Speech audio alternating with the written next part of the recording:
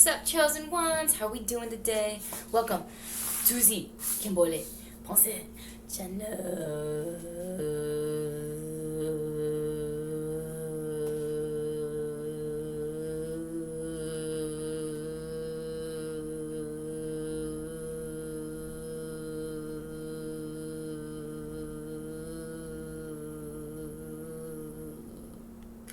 Where we talk about awesome things literally all the time. I'm so pleased you're here, and we're gonna get right into it. What are we talking about today? Strongholds. What's a stronghold? Kimberly, you're always talking about these things that I just don't know total about. Well, I'm gonna be completely honest with you. I struggled my whole life, I think, with overeating, and when I got older, and I'm not proud of this, but remaining faithful in relationships because of whatever reason, that has been something that I'm opening up to you about what my strongholds are. And the other stronghold as I got older, when I turned to drugs for the pain, was nicotine abuse and cannabis abuse. And I didn't know that these were strongholds, and I most recently learned that the infidelity was a stronghold because it completely took me off guard. And I had to go through a lot of problems to have my strongholds be revealed. Strongholds can be for anybody, like everybody's like struggling with like some type of so it's like a behavior that either it seems to, no matter what you do, like it kind of seems to get the best of you. And that light is like so bright, but I need it to be bright enough. If I stay right here, it's not like in my peripheral. So, yeah, but it'll be revealed to you after you lose everything. Type of like that type of like when you go through life and you literally almost lose like everything. Because of the stronghold. And like that's how strongholds are engineered.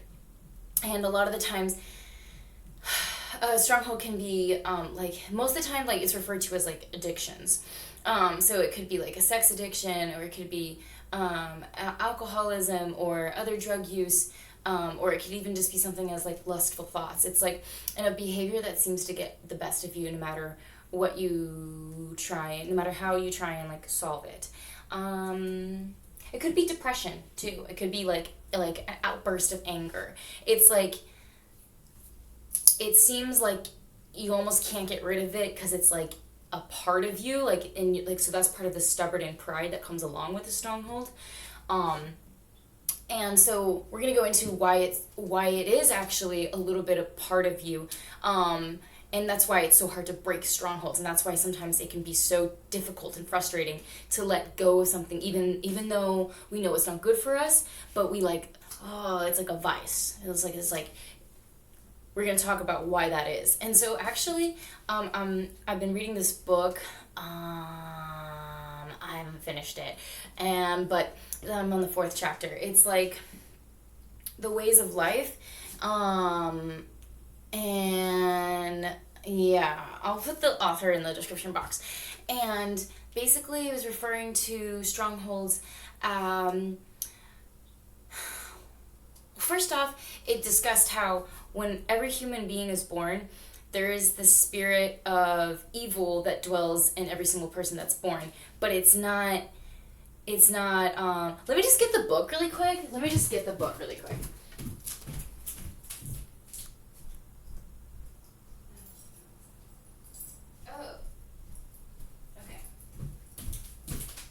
Actually, I totally botched the title. It's The Life You're Fighting For by James Robinson. And I was like fascinated reading it today.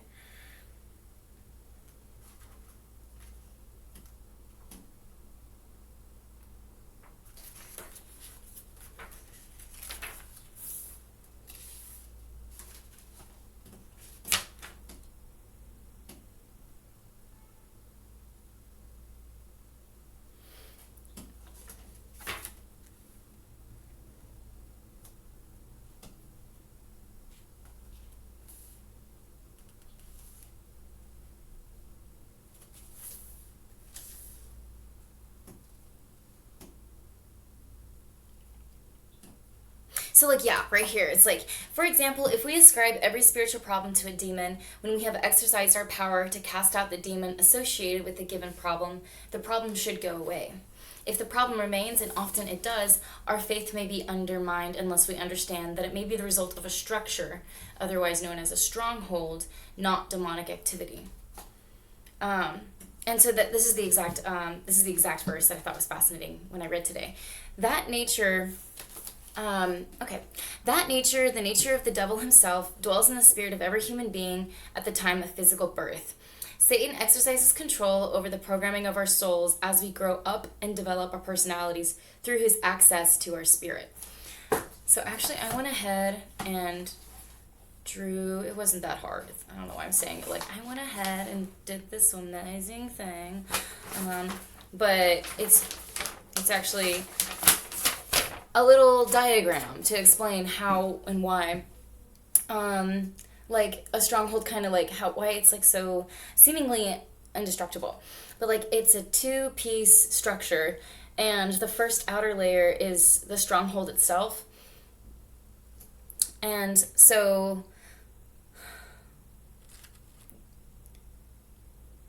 yeah.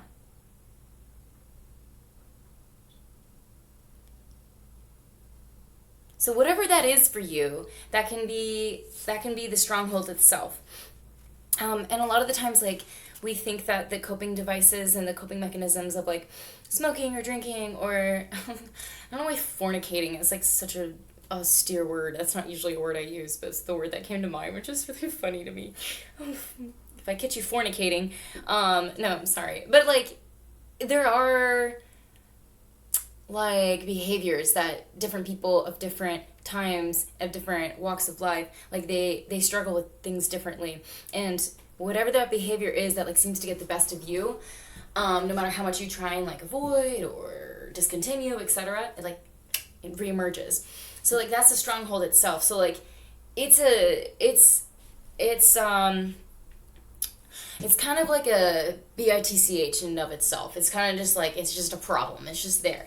But then the second part of the stronghold, and that's why it's so hard to break, it's because it's upheld by our imaginations and our rationalization of human reasoning. So it's not just like, oh, let me just quit smoking cigarettes. Like, I can do that, like, sometimes. Like, I've done that sometimes.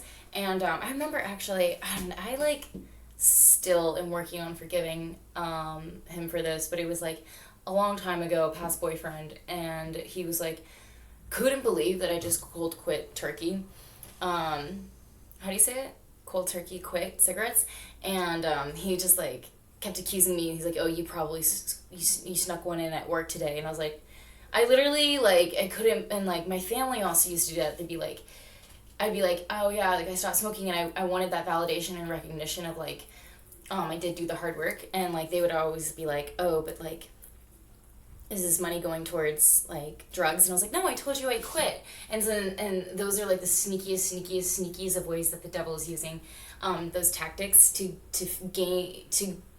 make you feel guilt and shame about your a behavior, so that it ends up you doing it again. And, like, it's like, when I did, like, because, like, everything's willpower. So if you can break down, so, like, in those times I successfully did just, like, cold turkey quit. It's like, that was, like, when I was, like, I dismantled the structure. Oh shit! Don't fall down, please. I dismantled the structure, like, on the inside, and then the stronghold itself held no power. So I felt like I did it, like, in a really great, strong way. But no one was believing me. And I was like, what the fuck? You're supposed to have support if you do an extra good job. And I was like, that was so fucking frustrating. But I would say those are, like, my 3 big strongholds in my life that I've dealt with, was weed, nicotine abuse. Once I got older, obviously, I didn't start smoking until I was, like, 19, 20. And then infidelity in relationships, and then overeating.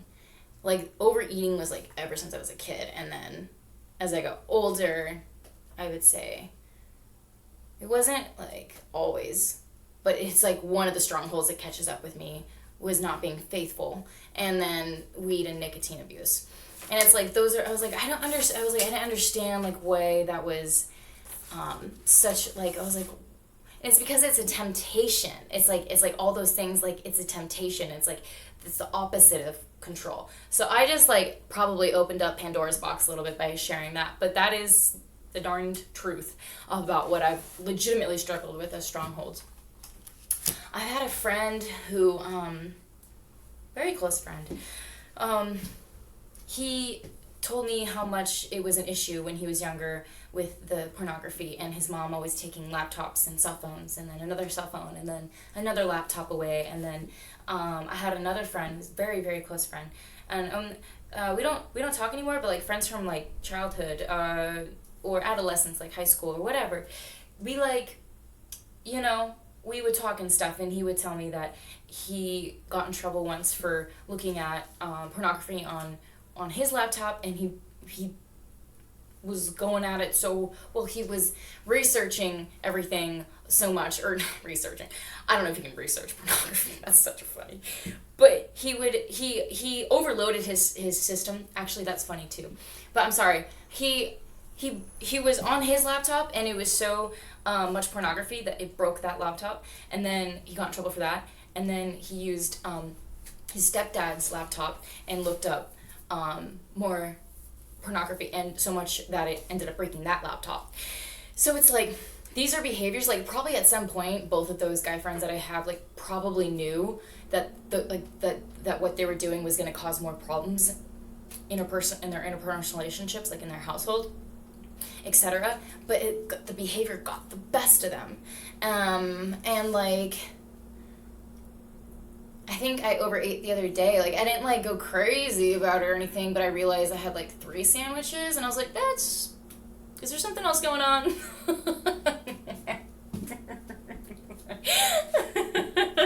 Yeah, there was. So, and then I felt like, I was like, oh, why did I do that? Because I know that's not a good feeling, because, like, afterwards, like, what happens when your body, like, for me, like, I bloated, like, up like a beached whale, and, like, I was in a sour mood for the rest of, like, that time until, like, my body balanced out again. But it's like, why is self-control so hard sometimes? And it's like, because when we're born, so, like, I want you to, like, not feel any shame or guilt about whatever behaviors seemingly get the best of you throughout a consistent, you know, manner in your life. So that nature, the nature of the devil himself, dwells in the spirit of every human being at the time of physical birth.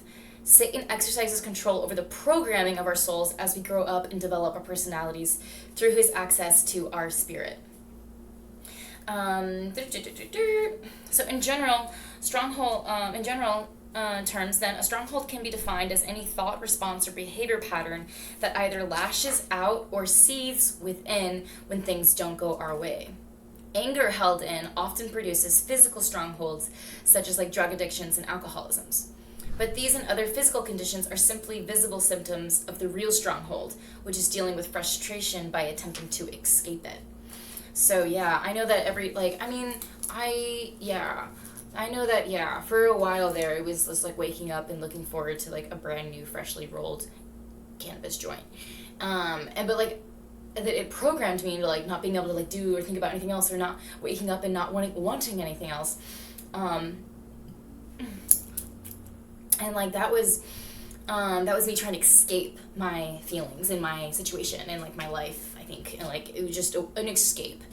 And so, the way that we can, like, tackle strongholds is by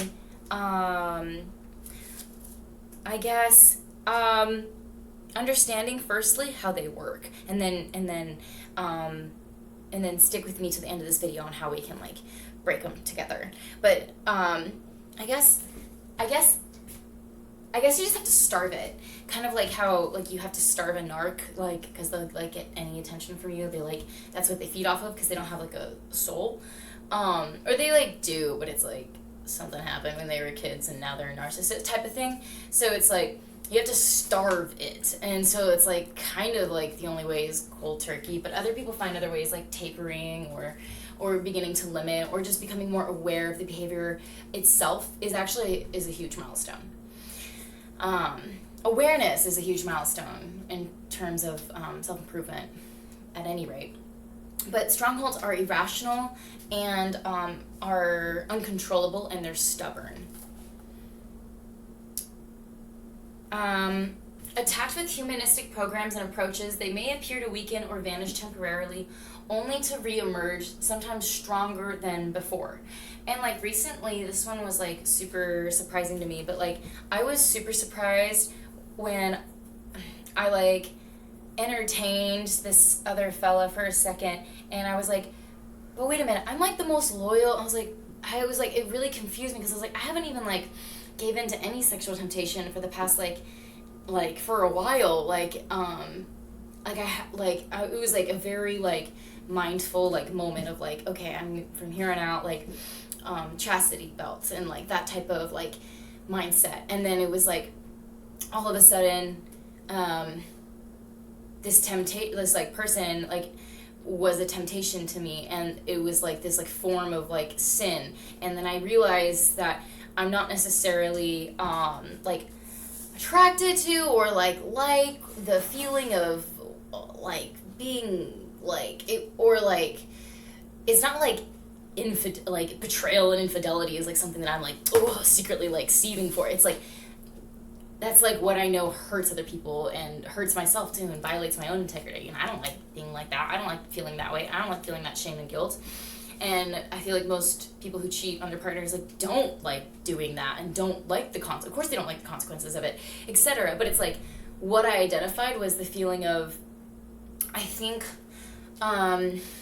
deviousness, mischievousness, like mischief, and like a form of like fierce like rebellion and independence. And it was like this like feeling of like the temptation of the feeling of deviousness, like kind of like that type of like liking that, or liking the feeling of like, oh, I know that this probably isn't best for me, but like why does it feel so good if it feels so bad then? Like these are all like type of like, I hope I'm like making the points of like how strongholds can kind of like just get you like their little claws, teeth sink in, and they're irrational, they're uncontrollable, and they're stubborn. One of the accounts in here is one of the woman's strongholds is she has an obsessive fear of harming her own children.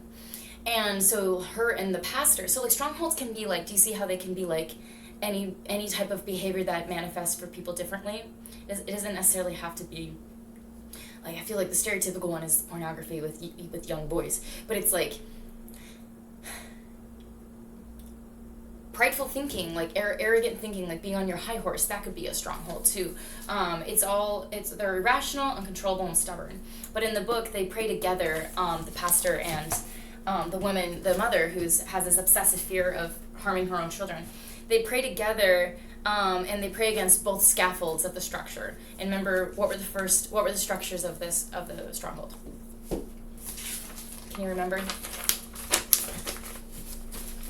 So this first one is the stronghold itself, and that's representing like the exterior of the world and environment, circumstances, sometimes that we cannot control. And then this one right here, the one on the inside, is the rationalization, the human rationalization. Oh, well, I just like a little bit of cannabis. I just like a little cigarette after I'm just a little, after I'm like, I'm a little stressed out after work, and it's just one. It's just, but how bad can it, but it's just one drink after work. But then it's like, the devil can get a foothold in if he like knows your other weaknesses, and he can send another person to get you off track that goes to the bar when you go and just have one drink. It's like it starts off on like this slippery, precarious slope, and this tipping point of like, can you have self-control? Can you have discipline to remain on the steadfast course? And so we pray against both walls of the stronghold. And then also too, because warfare is so real, I read somewhere else in this book that in some of the scriptures it has been interpreted that God encourages us not to pray. When it comes to fighting against spiritual warfare, not to gloat in the fact that the enemies have lost, but instead to focus instead on the fact that our names are written in the book of life. Because that way we're like constantly thinking about the good and the positive and what is always going to be true, and not giving any power to the darkness and the kingdom of darkness. And so it's like, ha ha ha, like the demons lost that battle. It's like, let's just focus on the fact that you're saved and your name is written in the book of life.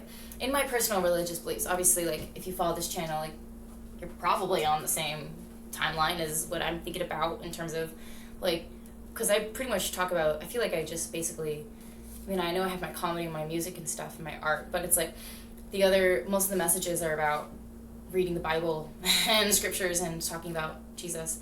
And so it's like, if you are saved, then your name's totally like, you know what I'm talking about? You know what I'm talking about. Then if you're saved, then it's like, and you've asked God to live in your heart, then you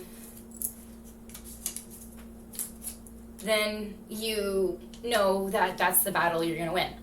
And you're always going to win, because it's like you're focusing on that. And then it's like totally like not giving any credit to the kingdom of darkness.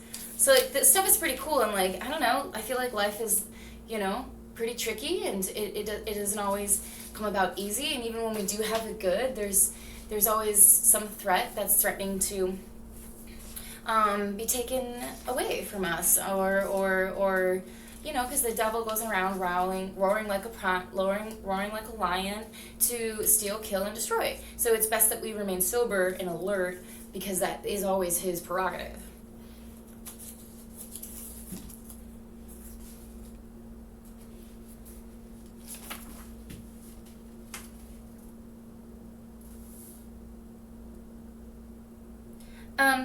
Yeah, and then also what I love about what I've learned to love about God as I've gotten closer with him since like 2021, I feel like that's when I really reapplied my relationship with God. I had just gotten out of like this like crazy abusive relationship, and I moved back home with mom and dad, and they like rescued me, and my mom and was like, do you just want dad to come up with the truck, because we can just get rid of him tonight? And I was like, yeah, tell dad, bring the truck, let's go.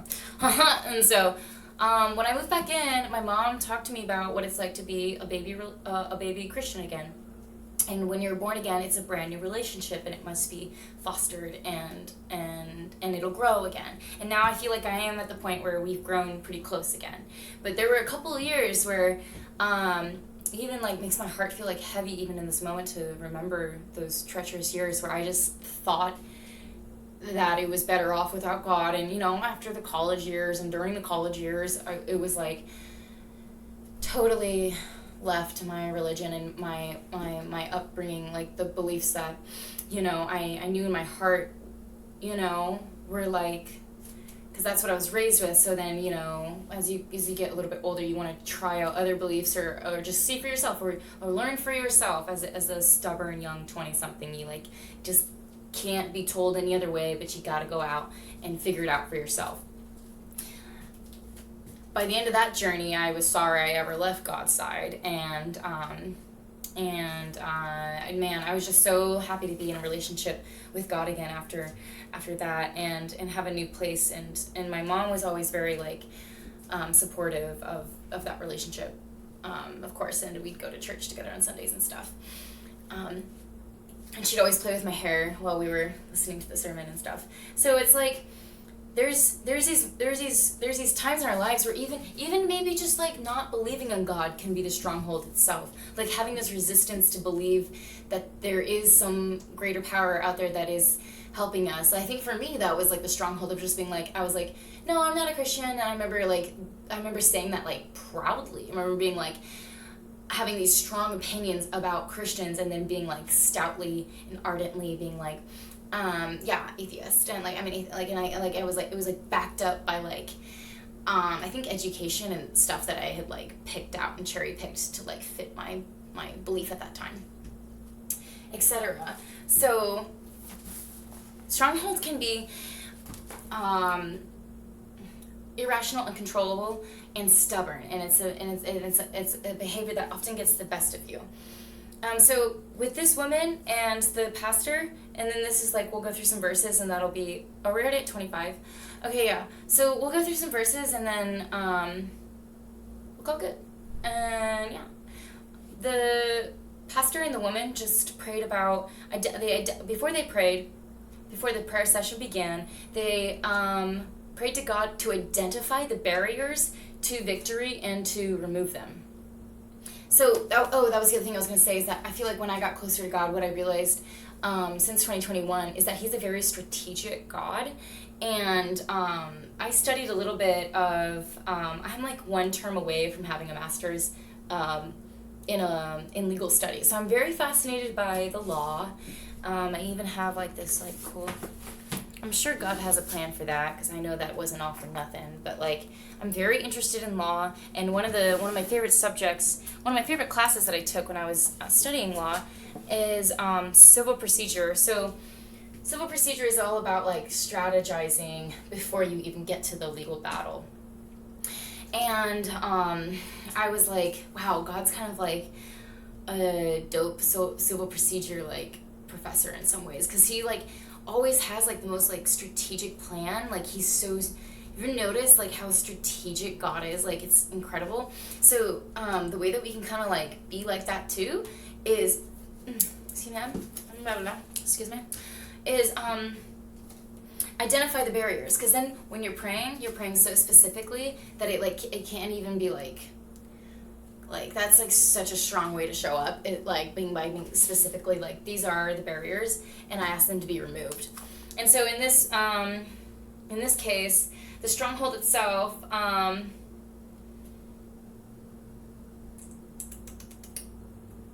in this case, the central fortress was the woman's fear. This installation, to use another, it's just like another term for stronghold. 111 on the clock, that was crazy. Or 2711 on the clock, I don't know why that means something. But a fortified prison or dungeon. Within its granite walls, your thoughts, patterns, and emotional patterns pertaining to certain life experiences are held captive. Through God's supernatural firepower, these dungeons can be leveled and every thought set free to follow Christ. Within its granite walls, your thought patterns and emotional patterns pertaining to certain life experiences are held captive. An inner wall or barricade, and this is the second part of the scaffold. So the stronghold itself, which is seen as like a prison or a dungeon, within its granite walls, your thought patterns and emotional patterns pertaining to your life experiences are the first wall, and that's what's held captive in any stronghold. My right palm is like burning right now. Literally, like there's something energetic going on there. It's interesting. It's very interesting. The second wall is an inner wall or barricade, imaginations, surrounding the stronghold. So that's second wall right there. Yeah. I don't know why there's three. I was trying to make it look like, but you get the point, right? An inner wall or barricade, imaginations, surrounding the stronghold and protecting it against the attack was a wall the counselor had not seen before. Bro, my right palm is itching and burning. Like itching, like right there. And I feel like it's warmer right there. I don't know, something's going on there, man. It's quite distracting, but it's cool. As she talked about her problem, the woman said, I don't know why I can't figure this thing out. I've tried to make sense of it, but the more I think about it, the more confused I become. And yeah, let's just read to the rest of this paragraph, because I think it's really interesting to learn from this woman and the pastor. The Lord opened up the counselor's eyes in that instant to what Paul meant when he referred to imaginations. Because there's a verse, 2 Corinthians 10, that comes from when we understand more about strongholds with Apostle Paul discussing that in 2 Corinthians 10. And so, the Lord opened the counselor's eyes in that instant to what Paul meant when he referred to imaginations. In various translations, the term is reasonings, arguments, and rationalizations. The counselor saw that the main stronghold was not falling because she was still trying to work through the problem with human ability, by rationalizing, by seeking to understand it. The habitual tendency to rely on our own mental resources to deal with problems had become a wall of protection, warding off our attacks against the stronghold. We won't win unless we bring God into it. So counselor and counselee both realized that to get to the stronghold, this protective wall would first have to be breached. In order to do this, the mother would have to make a firm commitment to lay aside her own understanding and trust wholly in God's wisdom. Oh, okay, there are 3 barriers. Okay, I was reading the book correctly. Yeah, I get. Okay, so there are 3 barriers, and then the third barrier is a high thing, called a high thing. And later in that session, the woman said that one of her fears had been that her Christian friends would find out about her problem and then think less of her. They all think I'm a strong Christian, she said. And so sometimes that third wall is the pride, and that's what is being referred to in this book. With this scenario, with this woman. So the counselor asked her, "Why does it bother you that they might discover you have problems?" The counselor asked. "Doesn't the Bible say we are to bear one another's burdens?" "Oh, I guess it's just pride," she said. With that word, the Holy Spirit enlightened the counselor concerning another important truth shared by Paul in 2 Corinthians 10:5, concerning the design of strongholds. Every high thing that exalteth itself against the knowledge of God. Some translators render that phrase proud thing. And suddenly it stood out clearly, as though the counselor were studying the enemy installation on an aerial photograph. Another wall surrounded the inner wall and protected the entire establishment. This wall was the wall of pride. The original language has also been translated imposing thing or lofty thing. In light of the military analogy Paul makes throughout the passage, he undoubtedly meant to depict a high, imposing defensive wall built up to resist the knowledge of God. At the same time, he is using the phrase as a metaphor to denote pride or arrogance. An imposing barricade surrounding a military installation is a proud, defiant structure. And they're using military installation as an analogy to stronghold. So yeah, we have to ask God to break down the wall of pride. We have to ask God to break down the second scaffold, second wall of the scaffold, which is I guess like our thought patterns and emotional patterns that are derived from human experiences. So don't ever feel bad about whatever stronghold it is that is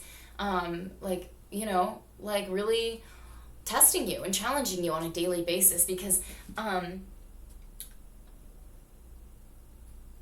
we go through difficult times in life, and we find that it's helpful, and it takes off a little bit of that burden or that pain that we experience with coping mechanisms. And so those coping mechanisms, if it's not kept in moderation, it really can get out of control and becomes the stronghold and the thing that we're ashamed of. And then we also have to ask God to help us break the stronghold itself, and to ask us for awareness of what is the stronghold.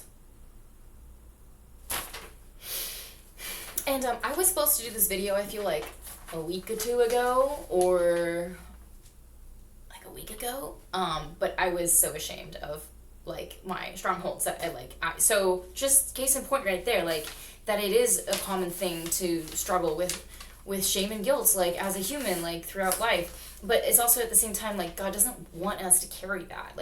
We're meant to be in this authority and Godfidence, and he gives you power and ability to trample scorpions and snakes, brah. So we're meant to be walking with our heads held high, and remembering that he has a purpose and a plan and a hope for us, and not to harm us. So just a little bit of real shit with you. I mean, real stuff with you, you know what I'm saying? And we're gonna finish with some verses, brah, and that'll be the vid for the day. Whenever you're praying against your stronghold, I highly suggest that you go ahead and use these verses, and I'll put them in the description box as well. Psalms 18:2. The Lord is my rock, my fortress, and my deliverer. My God is my rock, in whom I take refuge, my shield in the hour of my salvation, my stronghold. Psalms 27:1. The Lord is my light and my salvation. Whom shall I fear? The Lord is the stronghold of my life. Of whom shall I be afraid? Psalms 91:2. I will say of the Lord, He is my refuge and my fortress, my God in whom I trust. Yeah. Proverbs 18:10. The name of the Lord is a strong tower. The righteousness man runs into it and is safe. Isn't that so lovely? And then this is what I'll leave y'all with. Joel 3:16. The Lord also will be a refuge for his people and a stronghold for the children of Israel. I hope that is like legendary for anyone who hears this today. Or if it's not legendary, then it's just like entertaining and helpful for somebody. But what I'm trying to say is like, actually, I'm really here to help, and I hope it did just that. Thank you so much for your viewership. I'll see you on the next video. I love you so much. Peace out.